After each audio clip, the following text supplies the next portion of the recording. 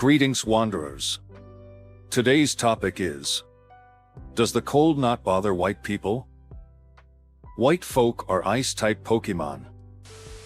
They made a movie about that. Cold never bothered me anyway. I want to be mad, but I'm going to let it go. I'm 49 and I've been noticing this since I was a teenager. I once saw a white woman on the bus when it was 20 degrees Fahrenheit outside in shorts, a tank top, and a tiny denim jacket. There was snow on the ground as well. I have so many other examples.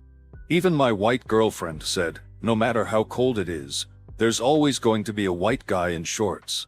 White men's legs can't get cold, it's science. Depends on your definition of cold. I'm from Canada. We went to Walt Disney World in Florida during February. We brought raincoats, but also t-shirts and shorts. I spent most of the week in jeans and a hoodie and a poncho. There were others in line in fluffy jackets, toques, knitted hats, and mittens. People get acclimated to the area where they live.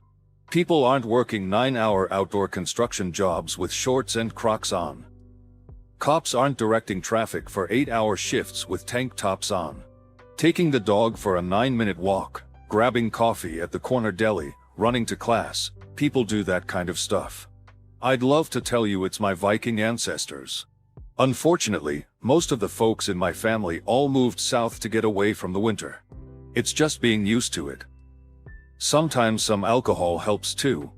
I live in Metro Detroit, so it's not like the black and brown folks haven't been here a while. We all frequently reference white people either walking or jogging in absolutely inappropriate attire for the cold.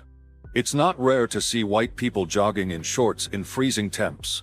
However, I've yet to see a black or brown person pumping gas in shorts and Crocs in 20 weather, a common occurrence for my white brothers. I am pretty dang white. I cannot express to you how much I hate being cold. Depends where you live. Some of my fam lives in NC and they can't handle 50 degrees without a winter coat and snow pants. I live in New York and 50 is t-shirt and shorts for me. It also depends on time of the year. 50 degrees in January, February, and March in New York feels a lot warmer than 50 degrees in August. It's a matter of acclimation. I'm a white guy who grew up in cold places and I don't think anything of the cold until it gets below zero or the wind kicks up. I dress for it, but I'm not thinking about it much. On the other side of this coin, I moved to Durham, North Carolina a couple years ago.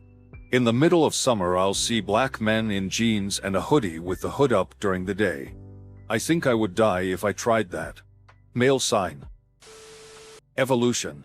Europeans developed adaptations to cold weather in northern latitudes that have less intense sunlight, including different facial and cranial features to protect against the cold, as well as larger or longer noses to heat cold air when it's inhaled. Light skin also helps maintain vitamin D levels with more limited sun exposure. There's a reason populations living in countries closer to the equator tend to have darker skin and brown eyes. The melanin in the skin protects from sun damage and skin cancer. Brown eyes also act as natural sunglasses because they allow less light to pass through. Oh, the wonders of science. It creates new perspectives and changes how we see the world. No, many of us don't understand those people either. Yes, white people handle the cold better, it's not a racism thing. I worked as a roofer for 20+ years and we had a Jamaican fellow who would wear a sweater in the middle of summer and say, "This is winter where I come from." People are just built different. White, lighter skin evolved in northern climates because it allowed them to make vitamin D more efficiently with the lower amount of sun during the winter. Probably has something to do with it. I'm white and my partner is black. I'm usually walking around the house in a t-shirt while she's a hoodie and a blanket on, if that helps your investigation.